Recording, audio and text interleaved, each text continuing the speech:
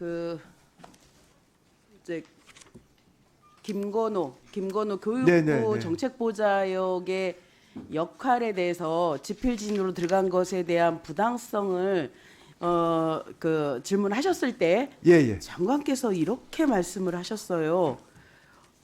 그 교사들은 되고 교육부 직원들은 안 될 이유가 뭐냐? 다 가능하다. 교육부 직원 누구라도 지필진으로 갈 수 있다. 이렇게 말씀하셨어요. 제가 할 수 맞죠? 있다고 말씀드린 건 아니고요. 또 할 수 교과서 있다 그러셨어요. 그러니까 제가 좀 설명을 드리면 그 이제 그 교육부에 교사 출신들이 많으신데 그 뭐 지필 과정이 한 5, 6년 걸리면 지필하신 분들이 올 수도 있다 이렇게 말씀을 드렸습니다. 정확히 네. 제가 듣기로는 할 수 있다 이렇게 말씀을. 네, 뭐 그 하셔서. 말씀이 네, 그 네. 말입니다. 네. 그런데 우리 그 교과서의 역사가 굉장히 긴 유구한 역사가 있는데 지금까지 왜 교육부 직원이 지필진으로 참여하지 않았는지 혹시 설명하실 수 있으실까요? 제가 지금 그 김건호 보좌역 같은 경우에는 구체적인 케이스가 지금 알려져서 지금 알게 됐고요. 다른 사안들이 있는지에 대해서는 그 제가 이전에는 없었어요.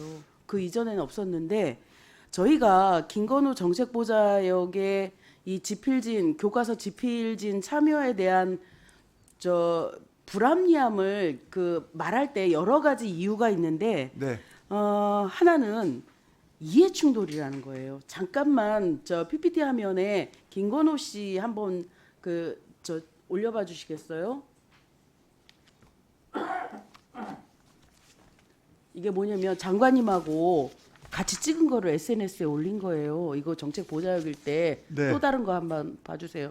장관님하고 또 찍은 거고요. 이렇게 해서 계속 이제 계속 있죠? 계속 있죠? 또, 네, 함께 다른 차담회를 담당하시기 네네 때문에 또 다른 네. 사진 또 다른 사진 이거는 이제 뭐 어떠한 행사장에서 이렇게 한 건데 이 뭐냐면 이 사람이 이 김건호 씨가 교육부에 소속된 직원으로서 장관과의 인맥이나 이런 것들을 활용해서 이 교과서 지필에 영향력을 행사할 수 있었다라는 거예요. 왜냐하면 한국학력평가원이라는 이 출판사가 이번에 교과서 검정을 한 번 통과한 거예요. 이번에 그 전에는 교과서 검정 신청도 못 해본 팀이에요.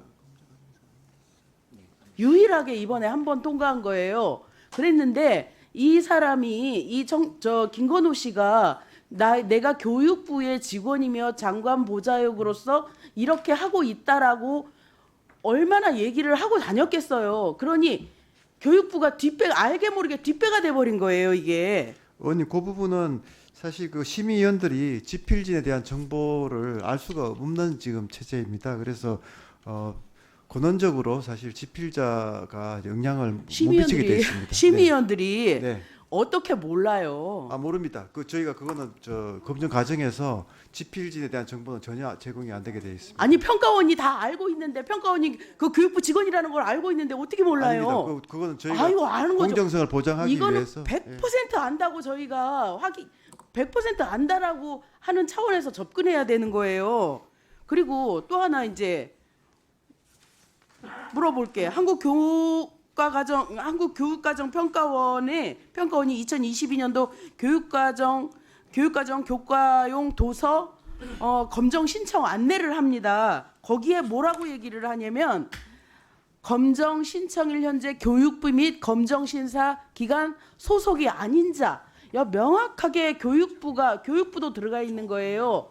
그런데 김윤리 팀장이 뭐라고 얘기했냐면 교육부 공문에는 이렇게 안 돼 있다라는 거예요. 그래서 괜찮다라는 거예요. 그런데 실제로 교과서를 검정하는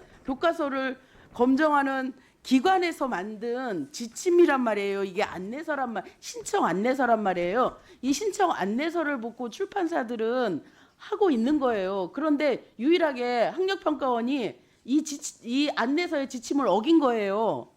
이 문제에 대해서는 어떻게 생각하세요? 그러면 한국교육과정평가원이 실수를 한 건가요, 이거? 이제 그 부분은 제가 오전에 설명드렸습니다만 이제 공고에는 그 교육부 직원이 뭐 자기 없다 하는 그 부분이 없습니다.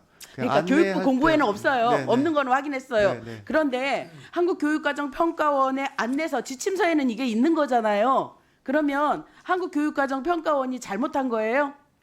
그러니까 이제 그 공고가 정말 그 법적인 효력이 구속력이 있는 아니 것이지. 그렇지 않아요. 네, 그렇다고 이게 저희가 실제적으로 보면 네. 실제로 위탁받은 그러니까 수탁받은 기관에서 세세하게 안내를 내보내거든요. 실제 출판사들은 이 안내서를 보고 하는 거지 교육부의 공고를 보고 하는 게 아니에요. 모든 것들이 그래요. 그러면 장관이 확실히 그냥 그 일반적으로 얘기해 보세요. 한국교육과정평가원에서 이 그 안내문 지침서를 잘못 낸 거예요? 그러니까 공고가 더 구속력이 있고 아니 근본적인 구속력의 있기 문제가 때문에, 아니라 네. 구속력의 문제가 아니라 저는 한국교육과정평가원이 잘했느냐 잘못했느냐라는 거를 물어보는 거예요. 교육과정평가원이 잘못한 거예요? 안내를 했지만 그 안내에 따르지 않더라도 공고가 더 구속력이 있다는 아니에요. 그 그렇지 말씀입니다. 않아요.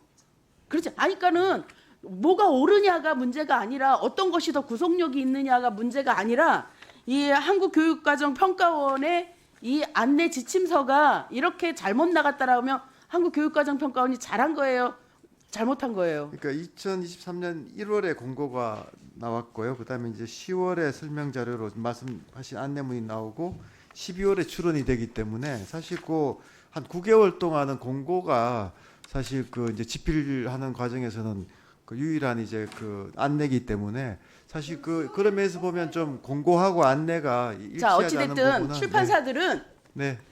교육부 공고보다 세부적인 안내 지침서를 따라서 하는 게 맞아요. 그러면 한국교육과정평가원이 지침서를 잘못한 거죠. 네, 그 부분은 저희가 하여튼 계속 말씀드리고자 하는 거는 공고가 그 기본적인 구속력을 가지는 그 조치라는 그런 말씀을 드리겠습니다. 네, 추가 질의 하시기